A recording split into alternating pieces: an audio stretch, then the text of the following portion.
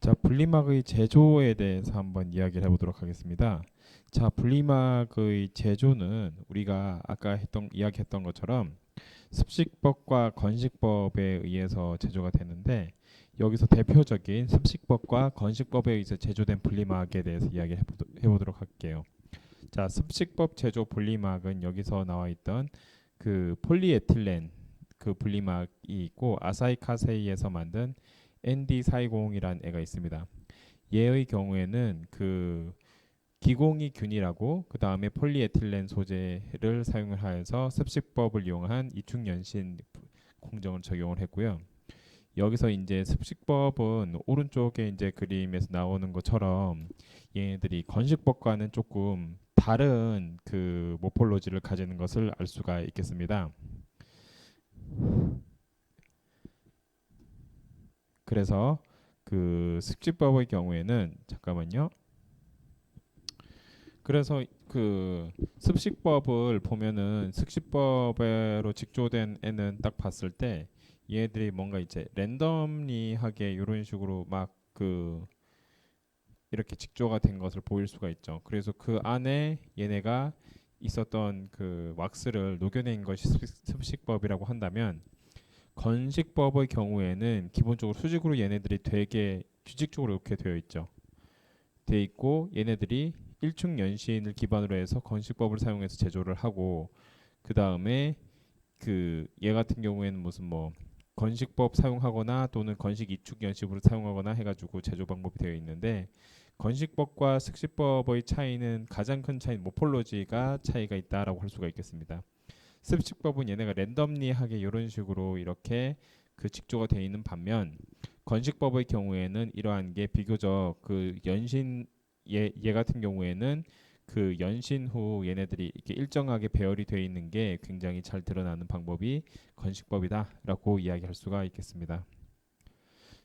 자, 그러면은 지금 뭐 그 이전에 이야기했던 것처럼 분리막의 기능에 대해서 다시 이제 좀 더 자세히 이야기해 보도록 하겠습니다. 그 분리막의 경우에는 얘네들이 그 최초에 이야기한 것처럼 물리적으로 분리를 하고 그 다음에 통전을 막고 그 다음에 이온 전도도를 높이고 이러한 역할을 얘네들이 다 가지고 있는데, 그럼에도 불구하고 얘네들은 두께를 얇게 가져가는 게 제일 좋죠. 왜냐면은 그 두께가 너무 두꺼울 경우에는 이온 투과가 쉽지가 않기 때문에 이 저항을 최소화하기 위해서 두께는 저감을 하고 전기적으로는 절연이 돼야 되는 게 맞아요. 그리고 기공도랑 기공 크기의 경우에는 항상 향상이라는 게 그 뭐 크게 한다고 해서 좋은 건 아니지만은 얘네들이 이온 투과성에 가장 유리한 방향으로 그 최적화하는 게 가장 맞겠다. 그 다음에 기공의 굴곡도를 저하하고, 그 다음에 얘네들이 지금 한계점이 좀 있는데, 어떠한 한계점이 있냐면은 얘네들의 그 특성 유지 범위라는 게 있어요. 한없이 얘네들의 두께를 저감하고 싶다고 하더라도 한없이 두께를 저감할 수가 없죠. 두께를 10에서 25 마이크로미터로 유지를 해야 되고, 기공도의 경우에도 얘네들이 한없이 기공도를 높일 수가 없고 30에서 60, 그 다음에 평균 기공 크기를 수십 나노미터 수준으로 해서 유지를 하는 것이 필요하다. 이렇게 해서 이러한 필요 물성에 맞는 분리막을 제조하는 것이 필요하다. 기계적 물성의 경우에는 얘네들이 그 조립 공정에 필요한 인장 강도가 있습니다. 얘네들이 그 전기 충방전 과정을 하는 과정에서 얘네 그 내부 압력에 의해서 뚫릴 수가 있죠. 결국 이렇게 의해서 뭐가 발생하죠? 통전이 발생을 하는데, 얘네들을 막기 위해서는 어느 정도 기계적인 물성이 필요하다. 그래서 그 기계적 물성이 필요하고요.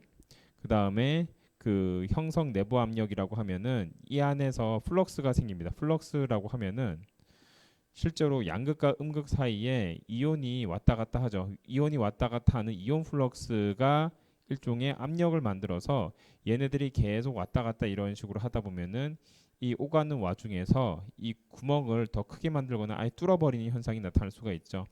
이러한 뚫린 강도가 약할 경우에는 쉽게 또 통전 현상이 발생할 수가 있기 때문에 이런 것을 막을 수 있는 기계적 물성이 필요하다. 그다음 표면 물성. 그 그 분리막의 젖음성에 대한 이야기인데 이건 굉장히 중요한 얘기입니다. 어쩌면은 이 분리막의 젖음성만큼 가장 그 우리가 얘네들의 성능을 직접적으로 바로 올리는데 영향을 끼친 애들도 별로 없어요. 예를 들어서 전해액과 가장 충분한 젖음성이 없을 경우에는 얘네들이 충분히 젖을 수가 없기 때문에 쉽게 말해서 이렇게 돼 있는 거죠. 그 얘네가 이런 식으로 이온이 왔다 갔다 하는데 이온이 왔다 갔다 한다는 것은 어느 정도 얘네들이 컨택이 있고 얘네들 사이에 지나가는 이런 압력이 있죠. 그러니까 저항이 있죠. 저항을 뚫고 지나가는 애예요. 근데 사실 얘네들이 컨택이 되지 않는다라고 한다면은 얘를 이렇게 확대했을 경우에는 어떤 일이 발생하냐면 얘네들이 이렇게 되겠죠. 표면은 젖지 않기 때문에 이런 식으로 되어 있겠죠. 이런 상태에서 이렇게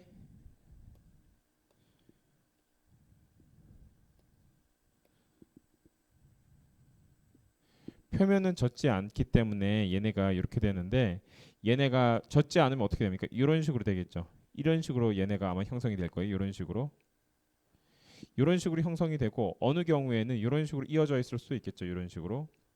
만약 이렇게 돼 있을 경우에 얘네가 이런 식으로 투과해서 들어가는 게 굉장히 힘들어져 버립니다. 그래서 이렇게 힘들어진다는 것은 저항이 그만큼 크다는 소리가 되거든요. 그러면은 이러한 저항을 낮추려면은 젖음성을 증가시키는 방법밖에 없겠다.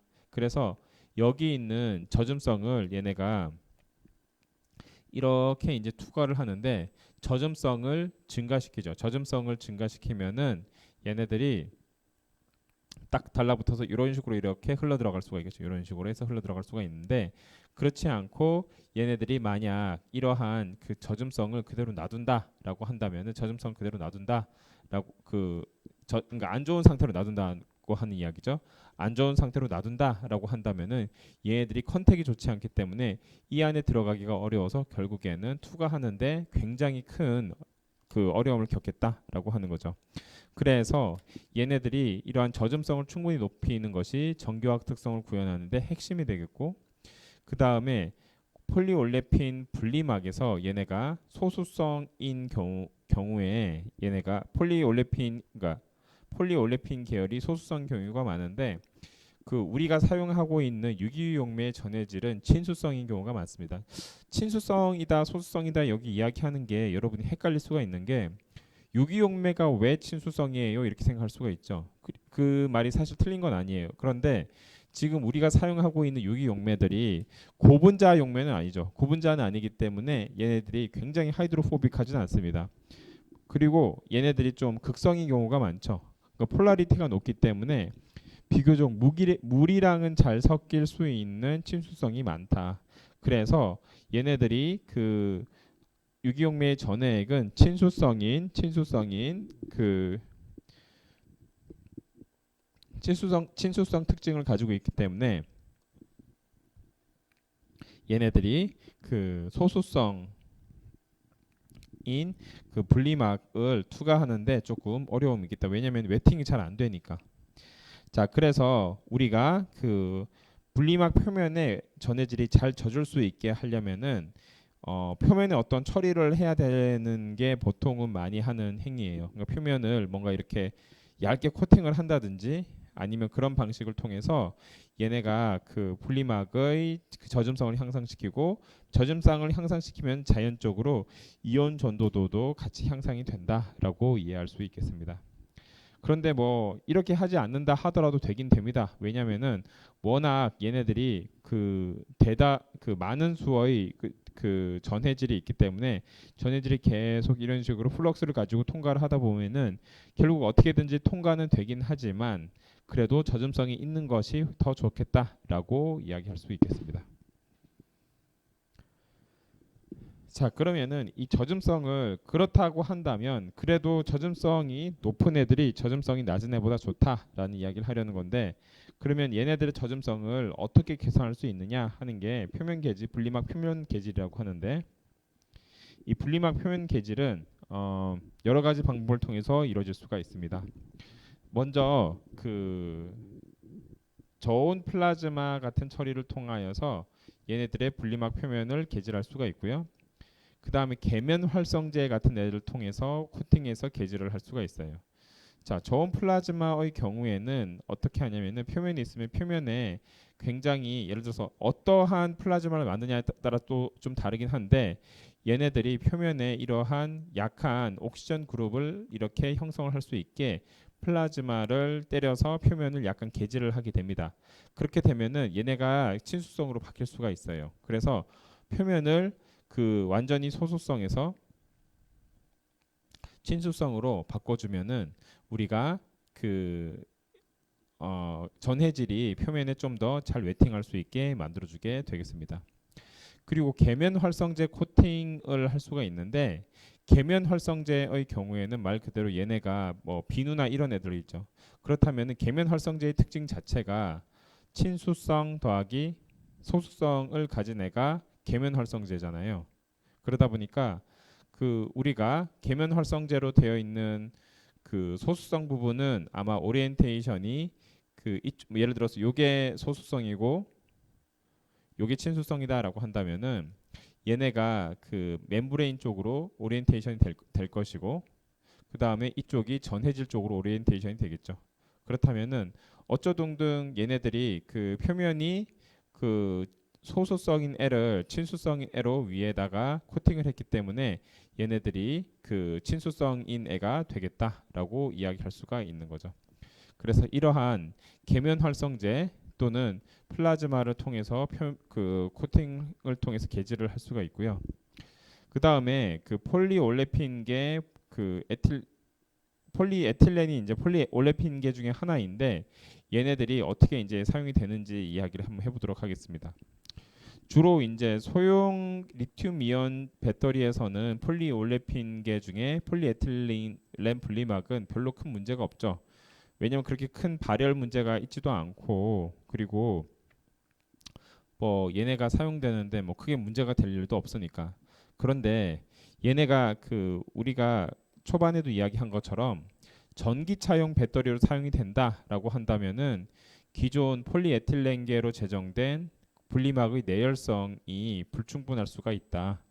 예를 들어서 기존 폴리에틸렌 소재로 되어 있는 그 분리막의 경우에는 T가 얘네들이 그 낮기 때문에 쉽게 움직일 수가 있죠. 게다가 용융 온도 자체가 130도다라고 한다면은 130도 이상으로 올라갈 수 있나요 하고 이렇게 질문할 수 있는데 있습니다. 왜 그러냐면은 온도가 외부 온도가 한 50도라고 할게요. 뭐 어떤 이유에 의해서 50도입니다. 그러면은 50도에 의해서 내부의 국부적인 온도는 훨씬 더 많이 올라가요.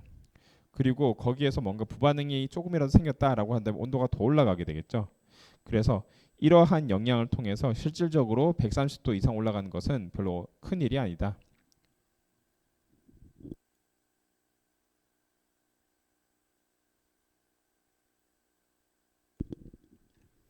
그래서 이런 130도 근처에서 얘네들이 용융이 시작하고 그 멜트다운이라고 하죠. 멜트다운이 얘네들이 이렇게 구조가 파괴되면서 원 구조를 잃어버리는 것을 우리가 멜트다운이라 그러는데 그 멜트다운이 시작이 되고 멜트다운이 시작이 되면 원 구조가 파괴가 되기 때문에 어떻게 됩니까? 그 기계적인 그 특성이 같이 파괴가 될 수가 있겠다. 그래서 메케니컬 인테그리티가 파괴가 되겠다. 그래서 예를 들어서 한 150도 이상 올라가면은 얘네들이 완전히 메케니컬 인테그리티가 파괴가 되는 현상이 나타나서 결국에는 폴리올레핀계 분리막은 뭐 그 일반적인 뭐 예를 들어서 전화기용 배터리에는 사용할 수 있을지 몰라도 전기차용 이런 데는 사용하기가 굉장히 어렵겠다라고 하는 거죠. 그래서 여기에 대한 안전성 확보와 개선이 필요하겠다. 그래서 나온 게 이제 안전성 이슈가 되는데 전기차용 리튬이온 분리막의 경우에는 얘네들이 그 150도 근처의 열 노출 환경은 굉장히 빈번하다. 전기차의 경우에는 그래서 분리막의 내열성의 향상이 굉장히 필요하게 되겠죠. 그래서 분리막의 내열성 향상을 위해서 그 폴리에틸렌 대신에 조금 더 내열도가 높은 폴리프로필렌 기반의 분리막을 사용을 하게 되었고요. 그 다음에 그 폴리프로필렌, 폴리에틸렌, 폴리프로필렌, PE, PP 이런 식으로 되어 있는 PP, P, PP 이런 식으로 3층으로 되어 있는 그 다층 구조의 분리막을 이제 사람들이 본격적으로 사용하게 되었습니다. 이렇게 되었을 경우에는 사실 이제 PP와 PE 사이에서는 열정 팽창이 좀 다르기 때문에 얘를 그냥 똑같이 둘 수 있느냐라고 하지만은 그래도 얘네들이 그 가장 PP층에서 내열성이 강하기 때문에 그 안에 있던 PE가 내열도 측면에서 좀 부족하다 하더라도 PP에서 어느 정도 커버를 할 수가 있겠다라고 하는 게 아이디어가 되겠고요. 그 다음에 공압출 공정을 이용을 한 내열성 강화 분리막의 전기 차용 리튬 이온 전지 적용인데 우리가 공압철이라고 하면은 코익스트루전이라는 것을 이야기합니다. 코익스트루전. 코익스트루전이 뭐냐면은 그 우리가 플라스틱 시트랑 플라스틱 필름을 뽑을 때요. 어떻게 뽑냐면은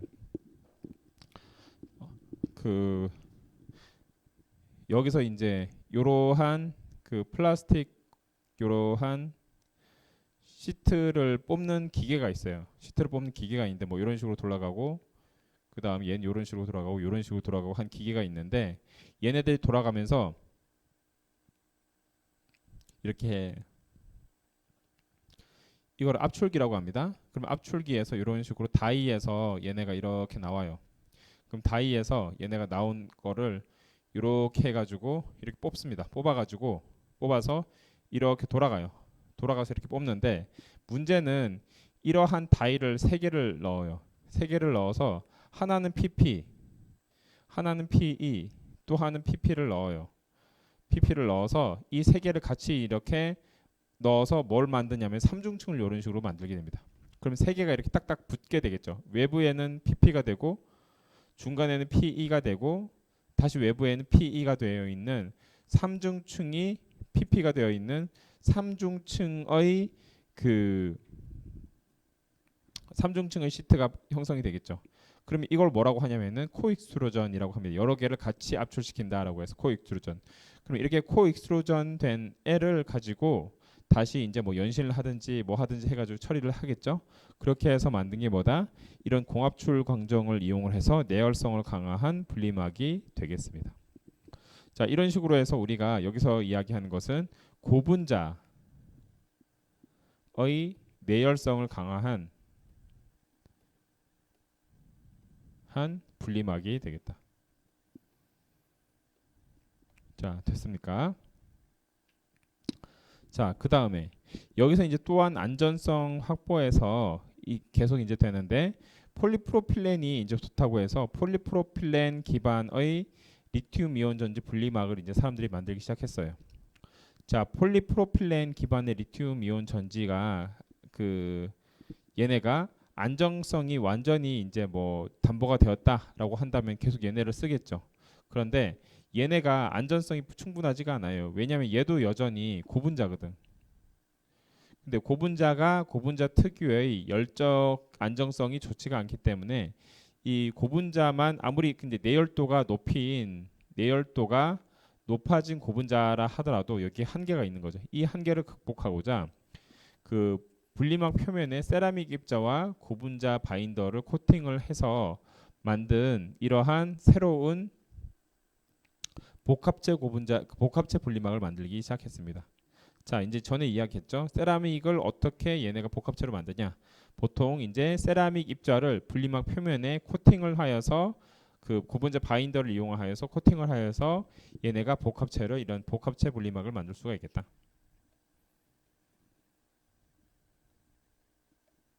그러면은 이러한 복합체 분리막의 경우에는 그 우리가 뭐라고 하냐면은 SRS라고 해가지고 Safety Reinforced Separator라고 합니다. Safety Reinforced Separator라고 해서 이러한 안전 강화 분리막이다라고 이야기할 수가 있겠습니다. 자, 그러면은 이런 안전 강화 분리막의 경우에는 얘네들이 그 150도 열 노출과 그 다음에 내부 단락 시험을 통해서 그 얘네들을 테스트하는데 여기서 이제 결론은 뭐냐? 세라믹을 코팅하지 않고는 이러한 고열과 그 다음에 고기계적 강도에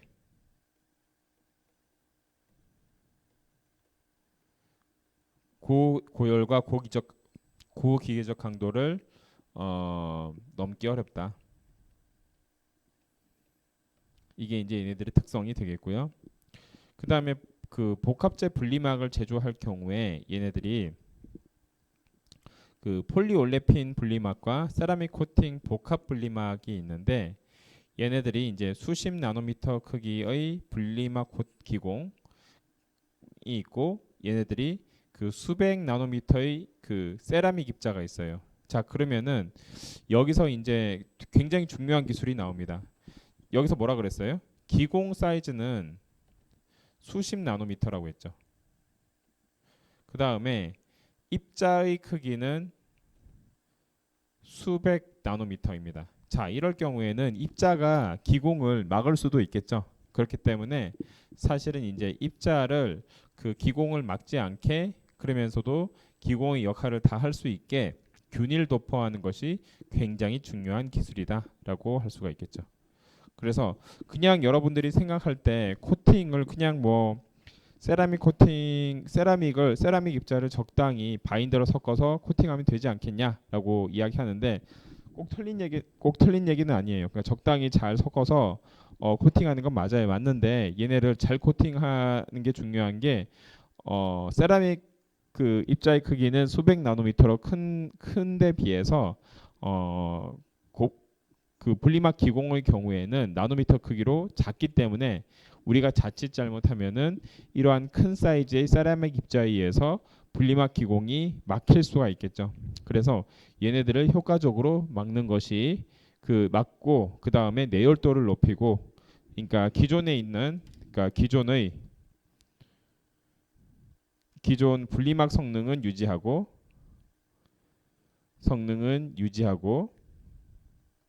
그 다음에 내열도를 높이는 것이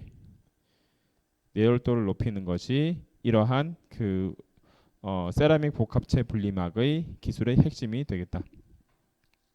자, 그렇다면은 우리가 이러한 세라믹 그 복합체 분리막의 경우에는 함량이 보통 세라믹이 한 10% 수준이라고 합니다. 10% 정도 수준이고요. 얘네들을 통해서 아까 이야기했던 것처럼 통기성이 저하가 될 수 있죠. 그런데 통기성 저하를 최소화하는 게 굉장히 중요한 기술이고 그 다음에 이를 통해서 내열성은 효율적으로 향상시키는 게 굉장히 중요하겠다. 그래서 통기성 저하를 최소화하고 내열성을 효율적으로 향상시키는 게 그 세라믹 복합체 분리막의 가장 핵심 기술이 되겠다. 그리고 여기서 이제 우리가 또 고분자 바인더를 사용을 하죠. 고분자 바인더. 저 고분자 바인더의 경우에는 중요한 게 그 용매 용해성이 굉장히 중요하다. 자, 우리가 그 고분자 바인더를 왜 씁니까? 세라믹을 그 분산시키기 위해서 고분자 바인더를 쓰는데요. 이 고분자 바인더를 씀으로써 우리가 예를 들어서 이제 고분자 바인더가 내열성이 별로 없다라고 한다면은 우리가 내열성을 높이기 위해서 그러니까 세라믹 입자를 썼는데 고분자 바인더를 쓴 의미가 별로 없겠죠. 그렇기 때문에 그 고분자 바인더는 용매 용해성도 굉장히 중요하고 그 다음에 그 내화학성과 내전기화학성 특성을 같이 갖춰야 되겠다.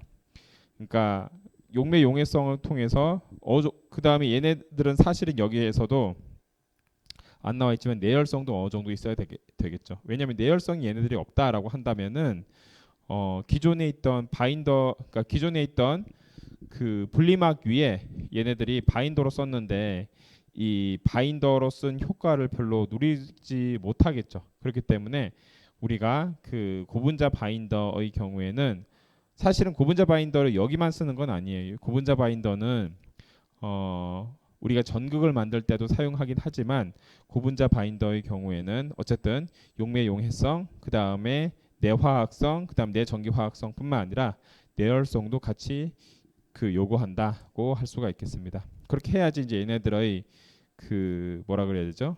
얘네들의 분산성과 정기적 특성을 그 기계적 특성과 내열성 같이 높일 수가 있기 때문이죠. 대표적으로 사용이 되는 바인더로서 여기서 제시한 것은 PVDF HFP라는 건데 그 HFP 헥사플로로 폴리프로필렌과 PVDF를 코폴리머로 한 건데 여기 보면은 헥사플로로 폴리프로필렌의 경우에는 얘네를 이제 그 우리가 올레핀 계열 중에 폴리프로필렌에 적용을 한다라고 했을 때는 아무리 고분자 바인더라고 하더라도 얘네들의 기존에 있는 그 고분자들과 컴패터빌리티 상용성이 있다는 것에 대한 보장이 전혀 없죠. 그러니까 그냥 고분자만 쓰면은 기존에 있는 상용 그 고분자 기존에 있던 무슨 뭐 필름과 상용성이 있느냐, 너도 고분자 나도 고분자니까 상용성이 있느냐, 이게 아니라 얘네들이 이제 여러 가지 그 고려를 했을 때 프로필렌 같은 올레핀 계열을 얘네가 가지고 있죠. 코폴리머가 헥사플로로 폴리프로필렌이라고 했으니까 얘네들은 프로필렌 계열을 가지고 있으니까 우리가 올레핀 계열, 프로필렌 계열의 그 분리막을 사용을 할 경우에 얘네들은 충분히 그 서로 상용성이 있겠다. 그러니까 쉽게 말해서 코팅이 잘 될 수 있겠다라고 판단해서 그 얘를 사용한 거고요. 그 다음에 이제 PVDF의 경우에는 굉장히 이것저것을 잘 섞는, 그리고 그 솔벤트에도 굉장히 잘 녹는 이러한 굉장히 유명한 바인더에 들어가요. 그렇기 때문에 이러한 그 PVDF의 바인더로서의 우수한 특징과 그 다음에 프로필렌의 그 컴패터빌리티 상용성을 모두 고려하여서 우리가 이제 PVDF, HFP와 같은 고분자 바인더를 사용을 하여서 우리가 그 세라믹을 코팅을 할 수 있는 세라믹 코팅 복합 분리막을 만들 수가 있겠다. 자, 그 다음에 그 PVDF, HFP의 경우에는 상대적으로 융점이 낮은데요. 얘네들은 그 지금까지 사용한 것은 사실 이제 아까도 얘기했지만 여기서는 내열성에 대해서는 우리가 사실은 이제 그 내열성이 중요하다고 했지만은 아직까지도 그 내열성까지 만족한 바인더를 우리가 그 시장에 넣지 못하고 있었던 거죠. 그러니까 그 폴리프로필렌도 얘네들이 그렇게 내열성이 높지가 않고 그 다음에 여기서 사용한 바인더도 내열성이 높지는 않지만은 그나마 우리가 함께 사용한 세라믹에 의해서 내열도를 어느 정도 지지를 하고 있지만 얘도 여전히 융점이 140도로 높지 않은 상황이기 때문에 그래서 얘네들을 그 내열성을 우리가 기존에 비해서는 조금 높아졌긴 했지만 그래도 아직은 아쉬운 수준이죠. 그렇기 때문에 얘보다 좀 더 높은 고내열성 바인더 소재를 개발하는 것이 필요하다라고 이야기할 수 있겠습니다.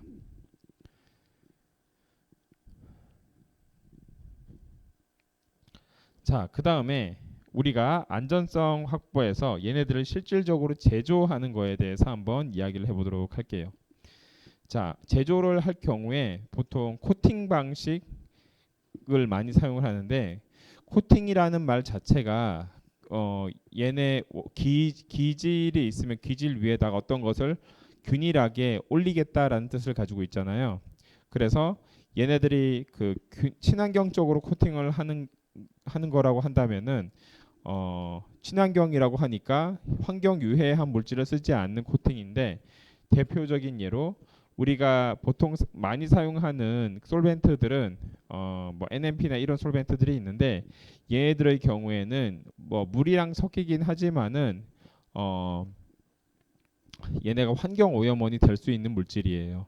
그런 대신에 우리가 수계 바인더를 사용을 한다. 그러니까 물에 녹는 바인더 시스템을 사용한다라고 한다면 얘네들이 그 세라믹 입자의 수분을 제어하고 그 다음에 수계 바인더 시스템을 개발한다라고 한다면은 우선은 가장 거기에 사용이 되는 용매 NMP와 같은 비싼 용매를 사용하지 않고 일반적인 그 물 기반의 용매를 사용하고 거기에 녹는 바인더를 같이 우리가 개발을 했을 경우에 그 수계 바인더 시스템을 기반을 하여서 우리가 분리막에 코팅을 했을 경우에 수계 바인더 시스템 기반하여서 분리막 코팅을 했다고 합시다. 분리막 코팅을 했을 경우에 이때 우리가 얘네들이 친환경적인 코팅이다라고 이야기할 수가 있겠죠. 그래서 요새는 굉장히 제조 방법까지도 굉장히 많이 친환경적이냐 아니냐를 많이 따지는 시대가 되었습니다. 그리고 그 세라믹 코팅을 우리가 할 때 어떻게 제조를 하느냐 한 제조법이 크게 두 가지가 나오는데 하나는 딥 코팅이 있고요. 또 하나는 그 딥 코팅이 아닌 그라비어 코팅이라는 게 있습니다. 자, 딥 코팅의 경우에는 그 쉽게 말해서 여러분 무슨 뭐 디핑해서 먹는 거랑 비슷해요. 그 예를 들어서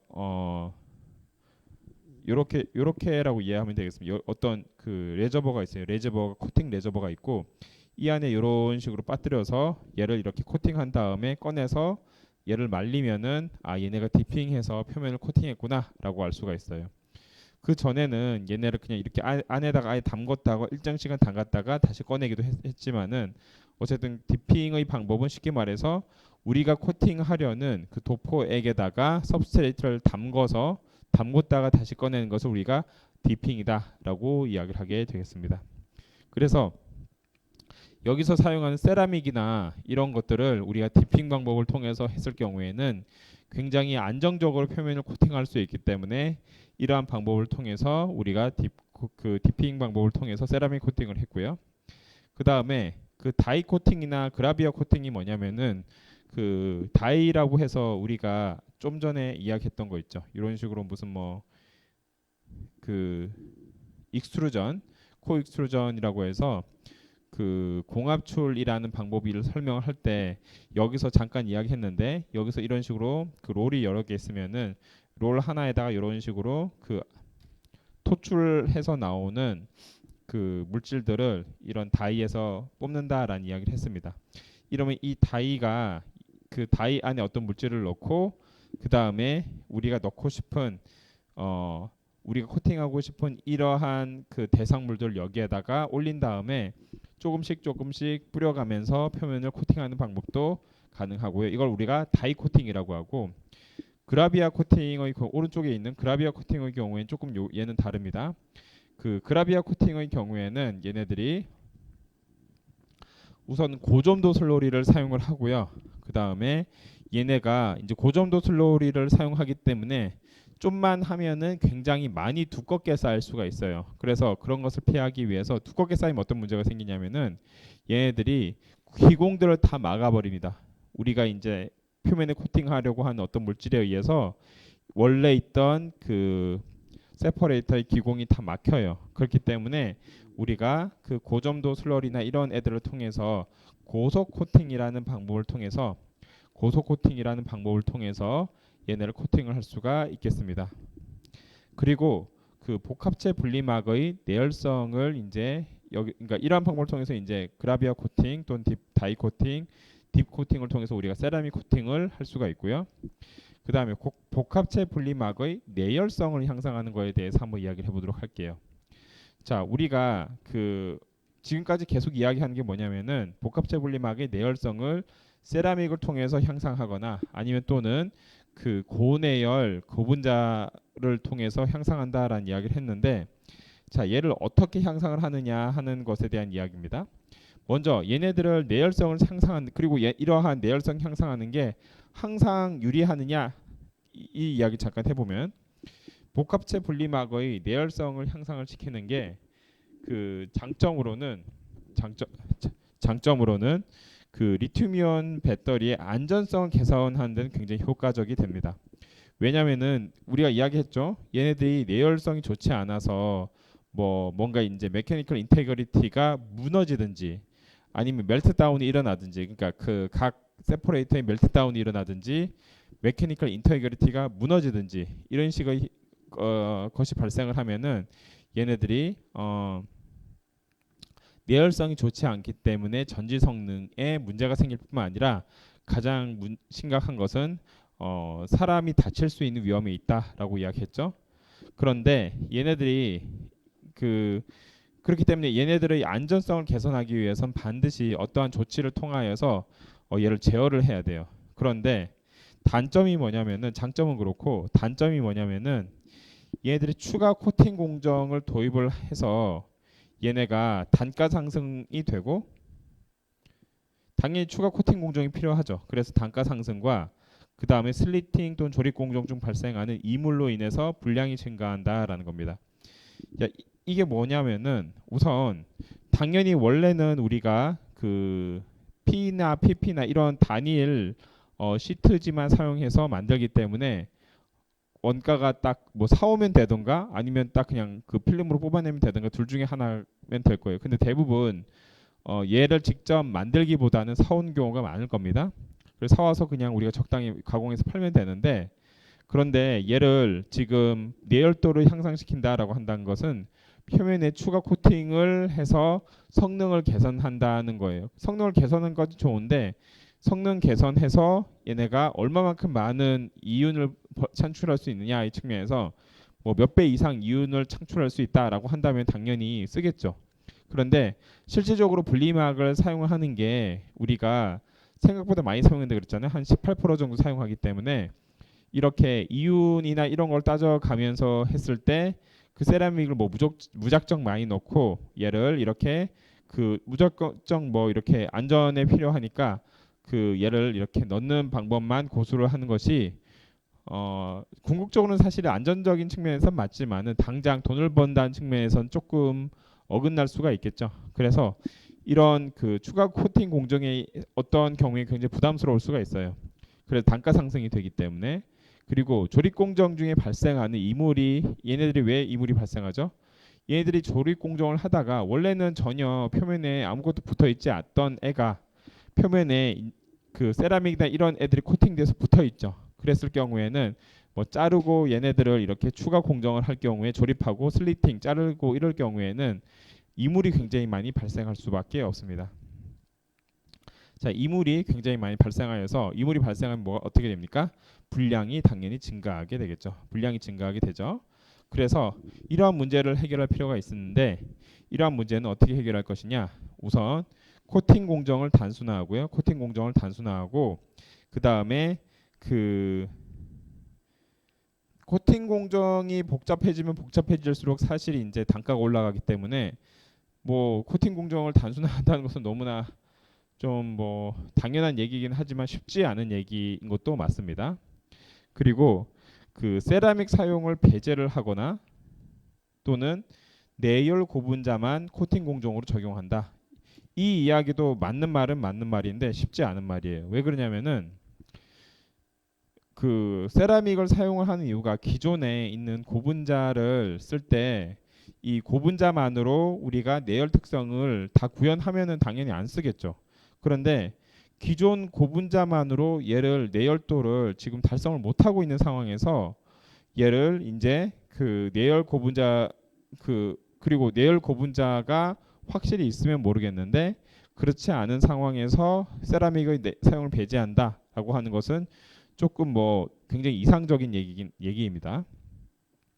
그리고 세 번째, 자 첫 번째 이제 코팅 단순화, 두 번째 세라믹 사용 배제, 세 번째 내열 고분자를 코팅 소재로 적용. 자, 세라믹 사용을 배제를 하는데 내열 고분자를 코팅 소재로 적용한다고 했잖아요. 그러면은 세라믹 소재 사용을 배제하는 것까지는 좋은데 얘네가 내열 고분자를 코팅 소재로 사용하려면은 이 비용이 만만치 않게 듭니다. 우리가 PP나 PE 같은 경우에는 나름 범용 소재에 들어가요. 올레핀 계열의 범용 소재에 들어가고 킬로그램당 얼마 그렇게 많이 나가지 않는 소재예요. 그런데 내열도가 어느 정도 담보가 되는 소재, 예를 들어서 그 폴리카보네이트라는 소재가 있는데 폴리카보네이트, 뭐 폴리에틸렌, 그 다음에 폴리프로필렌, 폴리에틸렌 테레프탈레이트, PET 이런 애들을 이제 다 비교했을 경우에는 그 PET가 PP나 PE보다 조금 더 내열도가 조금 더 높고요. 그 다음에 PET보다는 PC가 내열도가 더 높아요. 그러면은 PET가 내열도가 한 170도, 180도 정도 되거든요. 180도 정도예요. 얘네가 멜팅을 이제 시작을 하는 게. 그러면은 얘도 지금 사실은 어느 정도 쓸 수 있긴 한데 고내열 그 고분자를 사용을 한다라고 했을 때 PET를 고내열 고분자라고 하지는 않습니다. 아무도 PET가 뭐 P나 PP에 비해서 조금 뭐 나을 수 있다라고 하지만은 얘를 고내열 구분자라고는 하진 않아요. 그런데 예를 들어서 뭔가 내열성을 담보받고 싶다라고 한다면은 폴리카보네이트인 PC 정도는 써줘야지 우리가 고내열 구분자라고 하는데, 얘만 하더라도 PT 대비 가격이 최소한 3배 이상이 뜁니다. 그렇다면은 우리가 뭐 내열 구분자가 뭐 안 좋아서 못 쓰나, 얘네들을 쓰면은 가격이 코팅 공정 바뀌는 것보다 더 뛸 수가 있는 거죠. 그렇기 때문에 이렇게 나가지도 못하고 저렇게 나가지도 못하는, 사실은 굉장히 쉽지 않은 상황에 지금 봉착해 있다라고 이해하면 되겠습니다. 자, 어쨌든 지금 분리막 복합체에 대해서 계속 그 이야기하고 있는데, 얘네들이 중요성에 대해서는 여러분들이 충분히 알았을 거라고 생각합니다. 그래서 얘네들을 그 세라믹을 통해서 개선하려고 하는데, 이 세라믹을 사용했을 경우에는 뭐 공정 단가 상승뿐만 아니라 얘네들이 무슨 뭐 많은 그 디브리스 같은 것들이 나와서 그 분량이 증가하는 것들을 고려했을 때 얘네들을 공정 단순화와 그다음에 세라믹 사용 배제를 동시에 구현할 수 있는 고내열 고분자를 코팅 소재로 사용하는 것이 뭐 적합한데, 아직은 얘도 이제 그 뭔가 가격 문제에서 크게 자유롭지는 못하다. 물론 뭐 이게 계속 많이 사용이 된다라고 한다면 단가가 충분히 내려갈 가능성이 있기 때문에, 지금은 고내열 고분자가 비싼 고분자라 하더라도 나중에는 충분히 가격이 내려갈 수는 있기 때문에 향후 전망은 밝다라고는 할 수 있습니다. 하지만 현재에서만 이야기예요. 자, 그 다음에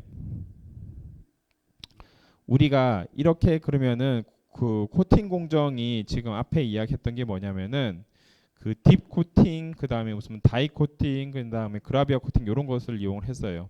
그런데 그리고 이제 그 세라믹을 이용을 해서 딥 코팅이나 이런 애들을 사용했을 때 그 코팅에 따른 비용이 올라간다라고 했는데, 좀 더 그 우리가 현실적으로 우리가 코팅을 할 수 있는 공정에, 그러니까 그런 세라믹 같은 거를 코팅할 수 있는 공정을 생각해 본다면은 그 중에 하나가 반도체 공정을 응용하는 것이 있습니다.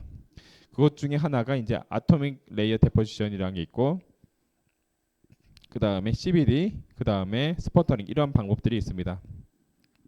근데 얘도 여전히 비쌀 것 같아요. 왜냐면은 뭐 반도체 공정에서 사용하는 것을 우리가 범용 그 이런 천을 만드는데, 이걸 일종 천이라고 해야 되거든요. 천을 만드는데 사용하는 것이 그렇게 공정 비용이 싸다라고 하기는 어렵죠.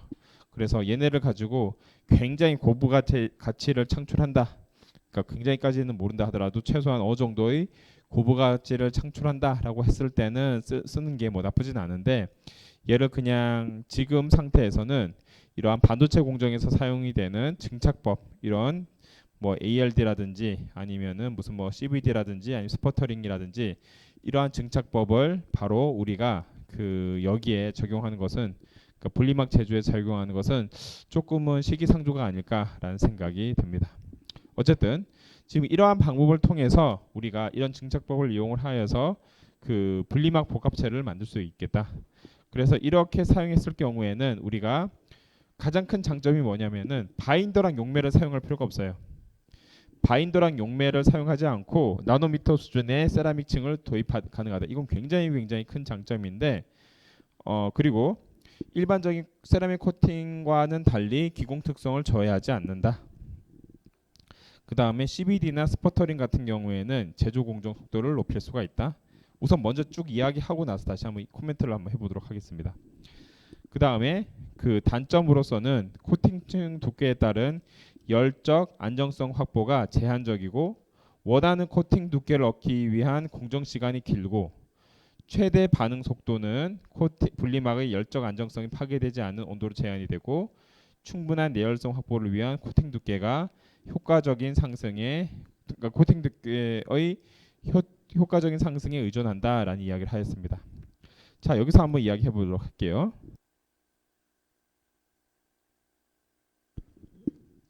지금 ALD나 CVD 같은 애들을 디포지션 했을 때 우리가 예상되는 얘네들의 디포지션은 이런 식으로 될 거예요. 우리가 이렇게 생긴 분리막이 있는데, 이 분리막을 단면에서 봤다고 합시다. 그 단면에서 보면 이런 식으로 되어 있겠죠. 이런 식으로 아마 되어 있을 거예요. 분리막이. 그렇다면은 그 요거를 이제 기공이라고 합시다. 기공이라고 하는데 얘네 표면에 기공에 있는 표면에 기공 표면에 얘네들이 다음과 같이 이렇게 그 코팅이 되어 있다고 할게요. 이런 식으로 코팅. 이런 식으로 코팅.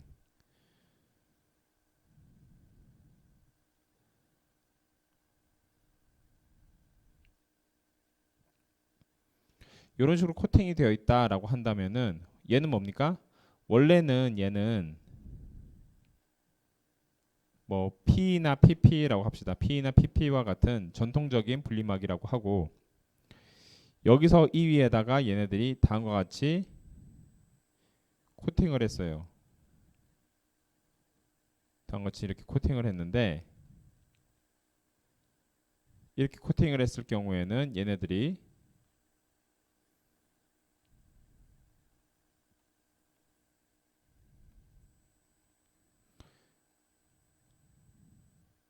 가장 큰 특징이 뭡니까? 컨포멀하죠. 컨포멀.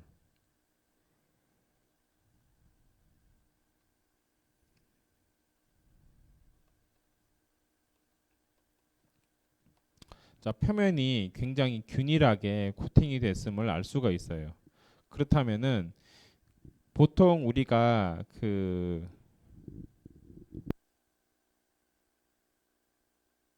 세라믹 코팅을 통해서 표면에 코팅을 할 때 세라믹 입자 크기가 얼마나 그랬죠? 여기에 있는 이 기공 크기가 우리가 그 뭐 수십 나노미터라고 했는데 요 기공 크기가 수십 나노미터라고 했는데 세라믹 입자의 크기는 수백 나노미터라고 했죠. 세라믹 입자의 크기는 수백 나노미터. 그렇다면은 그때 이제 우리가 이야기했던 게 세라믹 입자가 이런 식으로 올라간다라고 한다면은 기공을 막을 수 있는 그 위험도 있다라고 했죠. 그렇다면은 이러한 위험을 없애고 그 다음에 우리가 원하는 표면의 그 뭐 웨팅성을 높이기 위해서는 그 다음과 같이 증착법을 이용을 했을 경우에는 ALD와 같은 알루미나 같은 애들을 디포지션 했을 경우에는 얘네들이 표면은 하이드로필릭하게 만들면서도 얘네들이 굉장히 표면에 얇게 코팅이 됩니다. 어느 정도 얇게 코팅이 되냐면은 5나노미터 이하의 두께로서 얘네들이 굉장히 얇게 코팅이 됩니다. 그 정도 된다고 하면은 얘네들이 그 수십 나노미터 아무리 작아도 수십 나노미터는 되기 때문에 기공의 크기가 수십 나노미터는 되기 때문에 얘네들이 표면이 균일하게 한 5나노미터로 균일하게 코팅이 되었다라고 한다면은 이 균일 코팅된 그 분리막의 경우에는 기존의 분리막의 장점을 그대로 살릴 수가 있고 또한 그 얘네들이 열적으로 굉장히 안정적으로 갈 수가 있겠다. 그러니까 균일막이 이제 그 분리막은 분리막으로서의 장점을 그대로 살리고 얘네들이 내열적으로 안정한 그 특성은 그 특성대로 같이 살릴 수 있는 게 이러한 증착법을 이용한 세라믹 분리막 복합재를 제조했을 경우에 가장 큰 장점이 될 수가 있겠다. 그런데 얘네들의 단점이 뭐냐라고 한다면은 두께에 따른 열적 안정성 확보가 그 제한적이다. 그 코팅 두께가 두꺼워지면은 얘네가 어느 정도 이제 그 열적 안정성 확보가 되는데 원하는 코팅 두께를 얻기 위해서 얘네 공정이 사실은 되게 깁니다. 공정 시간이 긴 게 되게 단점이에요. 예를 들어서 ALD라고 하면 아토믹 레이어 디포지션이기 때문에 굉장히 얇게 올리는 것은 잘 하는데 내가 뭐 한 10나노미터 이상을 올리겠다라고 하는 것을 아토믹 레이어 디포지션으로 한다면은 굉장히 시간이 많이 걸리게 되겠죠. 그리고 얘네들이 그 최대 반응 온도의 경우에는 분리막의 열정 안전성이 파괴되지 않는 온도로 제한이 된다. 무슨 말이냐면은 그 우리가 이 디포지션 하는 온도가 있죠. 뭐 예를 들어 100도든 200도든 하는 온도가 있을 거예요. 그런데 기본적으로 우리가 코팅을 한다 하더라도 이 코팅 과정 중에 이 디포지션 과정 중에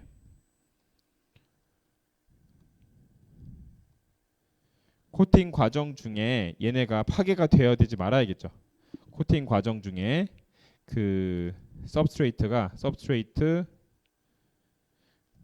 분리막이 유지가 돼야 되겠죠. 얘네들이 만약 코팅 과정 중에 파기가 되었다라고 한다면은 아무리 얘네가 표면에 잘 코팅이 되었다 하더라도 소용이 없는 것처럼 얘네들이 코팅 과정 중에 유지가 돼야 되는데 그러면 얘네들의 온도 조건이나 공정 조건이 어디에 맞춰져야 됩니까?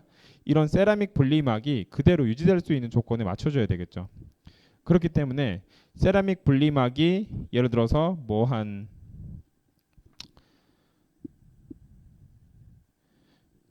그러니까 세라믹 분리막이 얘네들이 그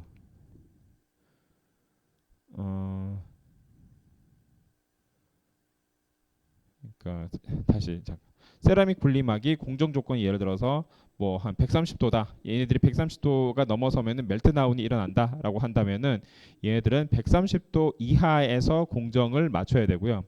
만약 얘네들이 그 세라믹 분리막이 뭐 한 100도다라고 한다면 그 100도에 맞춰서 공정 조건을 맞춰야 되겠죠.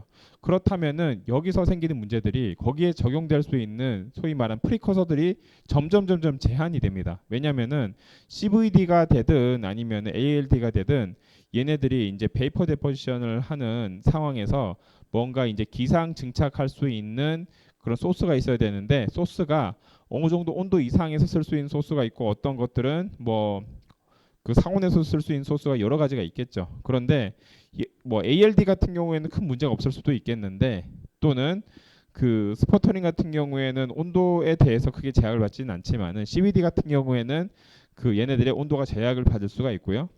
그러면 온도의 첫 번째 온도에 의해서 제한을 받고 첫 번째 온도에 의해서 제한을 받고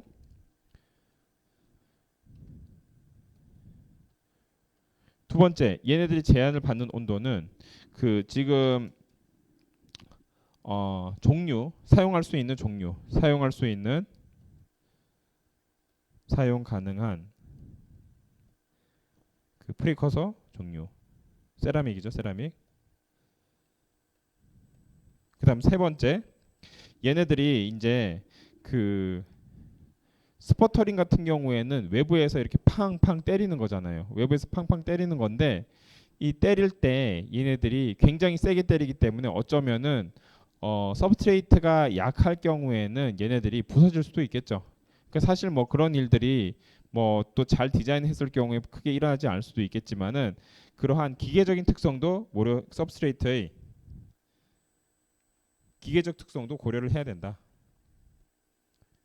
얘들 얼마만큼 잘 견딜 수 있는지에 대한 기계적 특성도 잘 고려를 해야 되겠다. 그래서 이러한 결국에는 우리가 원하는 세라믹을 코팅하고 싶어도 코팅 공정에 의해서 코팅 공정이 그 서브스트레이트에 의해서 제약을 받는다라는 이야기가 되겠죠. 서브스트레이트 멤브레인에 의해서 제한을 받을 수 있다라는 거죠. 그렇기 때문에 우리가 이러한 그 사실은 이제 얘네들이 굉장히 장점이 많은데도 불구하고 얘네들보다 여전히 무슨 뭐 딥코팅이나 이런 애들을 써야 하는 상황이 그러니까 이러한 그 상온 솔루션 공정 같은 거에 해당하는 거죠.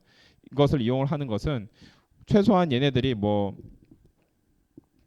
그 파티클 사이즈가 좀 클 수도 있지만은 그 세라믹 파티클의 종류에도 구애를 받지가 않고 그 다음에 얘네들이 그 상온에서 이루어지고 있기 때문에 뭐 이런 공정 조건에도 영향을 받지가 않죠. 그렇기 때문에 그리고 두껍게 만드는 것도 별로 어렵지가 않고 그래서 각각의 장단점이 있지만은 이러한 증착법에 기반한 그 세라믹 코팅 공정의 경우에는 가장 큰 단점이 이러한 얘네들의 코팅 공정 자체가 서브스트레이트의 그에 의해서 굉장히 너무 영향을 받기 때문에 많은 장점에도 불구하고 그리고 또 얘네들 또 느리기 때문에 이러한 장점에도 불구하고 연구용으로는 굉장히 많이 연구가 되었는데 이게 실질적으로 상용화되기엔 조금 쉽지가 않다라고 이야기할 수 있겠습니다.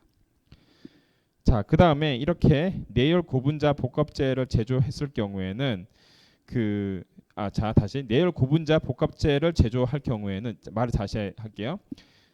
그 내열 지금까지 우리가 이야기했던 것은 내열 고분자를 만드는 것보다는 기존에 있던 멤브레인에다가 그 세라믹을 더함에 의해서 증착함에 의해서 내열성을 높이는 쪽을 택했는데 이제는 그 내열 고분자에 대한 연구가 점점 이전에 비해서 많이 이루어집니다. 하지만 아까도 이야기한 것처럼은 분명히 얘네들은 그거의 이슈가 있습니다. 가격의 이슈가 있어요. 하지만 얘네들이 많이 사용이 됐을 경우엔 가격이 충분히 다운될 가능성이 있기 때문에 내열 고분자를 기반으로 한 분리막 복합재를 제조를 하는 것도 충분히 의미가 있는 일이다. 이 경우엔 가장 큰 장점이 기존의 코팅 공정을 그대로 이용을 할 수가 있고요. 그 다음에 세라믹 도입에 따라서 단가 상승, 그 다음 조립 공정에서 뭔가 이렇게 디브리스가 생긴다든지 하는 문제를 없앨 수가 있고요. 그런데 얘네들의 경우에는 아까 이야기한 것처럼 고내열성 이제 폴리이미드 수지 같은 애들이 굉장히 고내열성에 들어가는데 이 고내열성 그 고분자를 사용했을 경우에 고내열성 폴리이미드와 뭐 폴리에틸렌을 이제 복합체로 만든다라는 기존에 이제 사용했던 폴리에틸렌 분리막을 복합체로 사용한다는 소리인데 이렇게 됐을 경우에는 확실히 단가 상승이 유력하게 예상이 되고요. 그리고 이것도 분명히 생각을 해야 됩니다. 지금 우리가 복합체로 만들 때 지오메트리가 좁기 때문에 크게 신경 안 썼을 수 있는데 얘네들을 그 크게 만든다라고 했을 경우 예상이 되는 것은 그 폴리이미드와 그 다음에 폴리에틸렌 이러한 각 개별 고분자 간의 열 팽창 계수들이 다를 수가 있어요.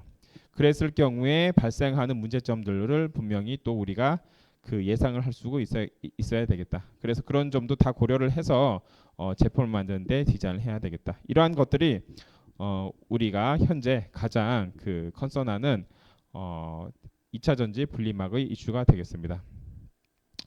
예, 여기까지 이제 우리가 분리막에 대해서까지 이야기하고 대강의 2차 전지에 대해서 이야기를 우선 정리를 하려고 해요. 사실 2차 전지가 요거 말고도 집전체 이슈도 있고요. 그 다음에 도전체, 어떤 도전체를 쓰느냐. 그 다음에 우리가 어떤 또 바인더를 쓰느냐. 이런 많은 이슈들이 있는데 가장 중요한 이슈들을 중심으로 해서 이야기했고 여러분들이 이제 실질적으로 만약 그 2차 전지의 그 세부적인 요소에 대해서 더 관심을 가지고 한다라고 한다면은 훨씬 더 많은 얘기를 할 수는 있을 것 같습니다.